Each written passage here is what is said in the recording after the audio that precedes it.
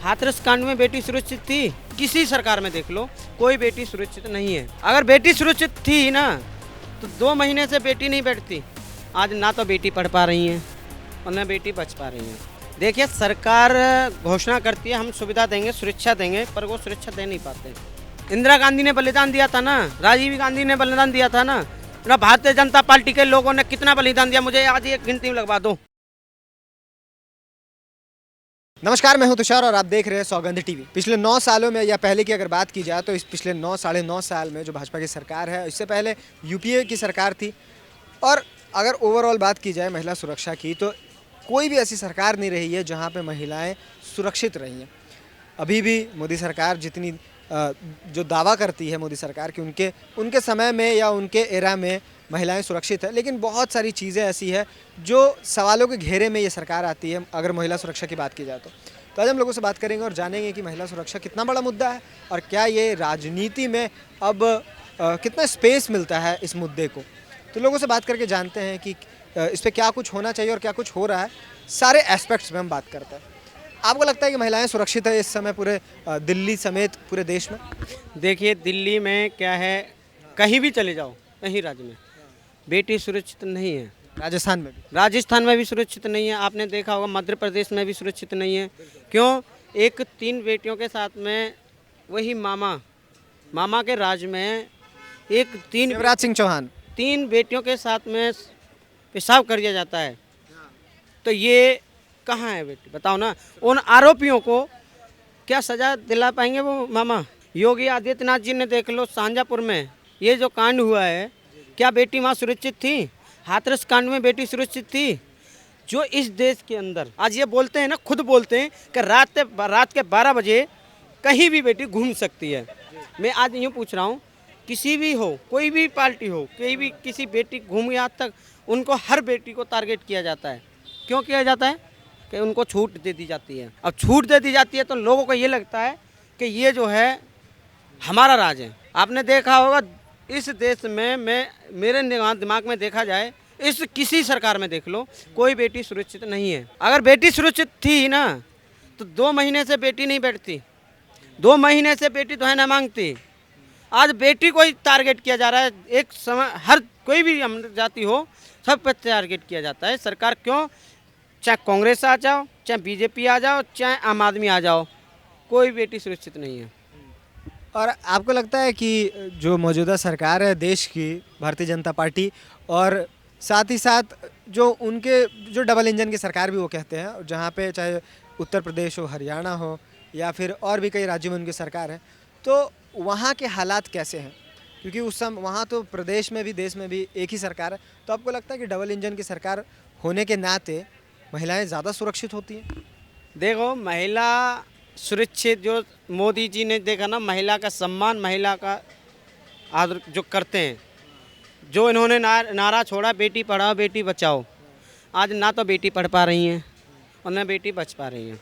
क्यों? बेटी बड़े खतरे में है। और बेटी का सबसे ज़्यादा खतरे में कौन लेता है? यही लोग लेते हैं। यही देख लो, अब कोई ना बोलता है इसमें। क्यों? ना तो सुरक्षा के बारे में बोला जाता, ना बेटियों के बारे में बोला जाता, ना महंगाई के बारे में बोला जाता। आज ये है, खाली अपना चुनाव देखते हैं, उन पर डंडा झंडा उठवाने का काम करते हैं ये लोग। क्यों करते हैं? एक बात बताइए, हम तो राजनीतिक क्रिया की बात करते ही हैं कि एक पार्टी दूसरे पार्टी की बात करती है, दूसरे पार्टी तीसरे पार्टी की बात करती है, लेकिन महिलाएं, जो महिला सुरक्षा का एक मुद्दा है, क्या सड़क पे निकल के कोई भी लड़की आराम से घूम सकती है रात में? ये सरकार की ही तो सिर्फ जिम्मेदारी नहीं है, सरकार की जिम्मेदारी है, लेकिन समाज के तौर पे क्या क्या कमियां हैं जिस वजह से आज ऐसे हालात हैं? देखिए, बेटी ये बोल रहे हैं ना, रात के 12 बजे कहीं भी घूम सकती है।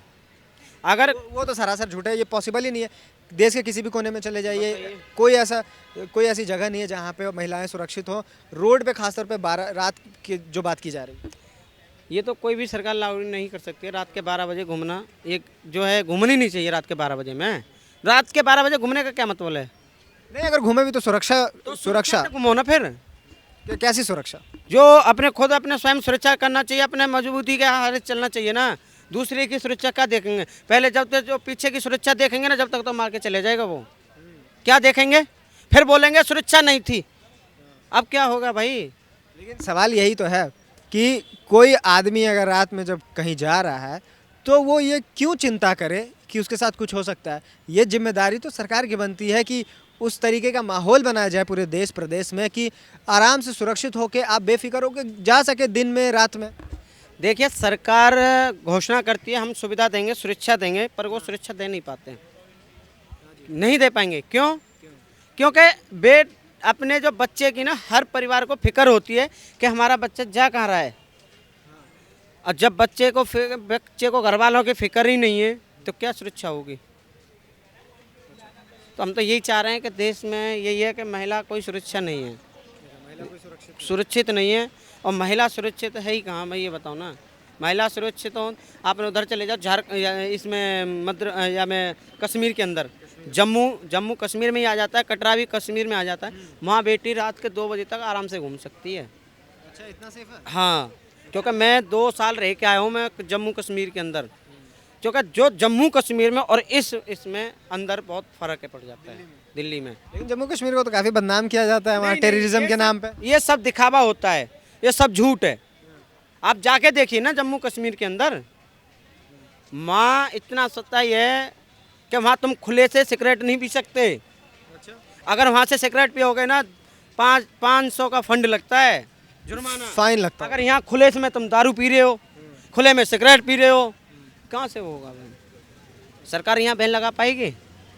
इसी से सारे तो सरकार चल रही है, नशा मुक्ति से। नशा मुक्ति से या नशा करवाने से? नशा में तो यहाँ बेचा जा रहा है। बेचा जा रहा है ना, वो सप्लाई करवा रहे हैं, सप्लाई करवा रहे हैं।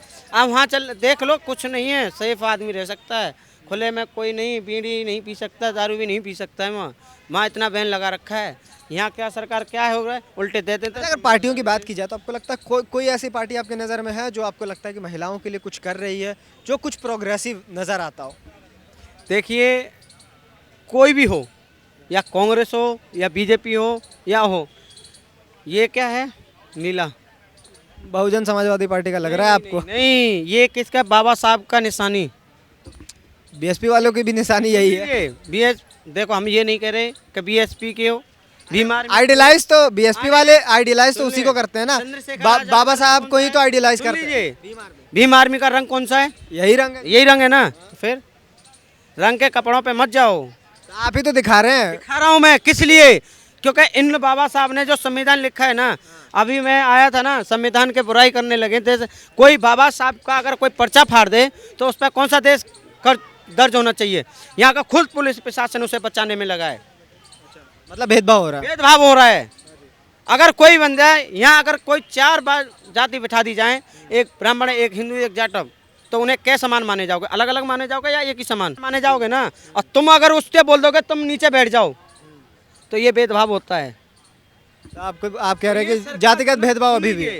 एक दलित समाज की जो बेटी आती है ना, दलित को टारगेट सबसे ज़्यादा किया जाता है, कहीं भी देख लीजिए। क्यों? बहुजन समाज में क्यों टारगेट किया जाए? बहुजन जो सबसे पहले डॉक्टर भीमराव अंबेडकर ने सबसे पहले डिग्री हैदराबाद में डॉक्टर भीमराव अंबेडकर यूनिवर्सिटी से लेकर आए थे। जब जाके विदेश गए, अमेरिका गए, वहाँ भी नाम उनके आने से पहले ही वो यूनिवर्सिटी बन गई थी उनके नाम पे।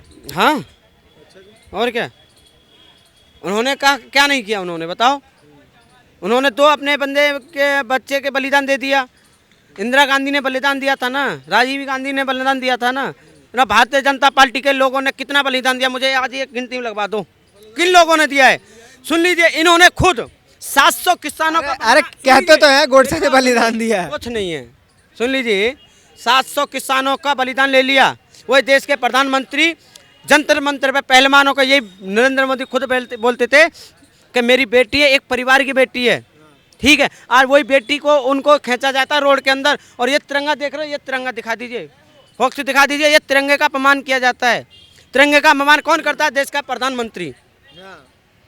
रोडों पर खींचा जा रहा था, हैं? और एक मुनमुन राष्ट्रपति जो कि एससी समाज से आती है, वो भी नहीं बोलती, द्रौपदी मुर्मू उनका नाम। करती।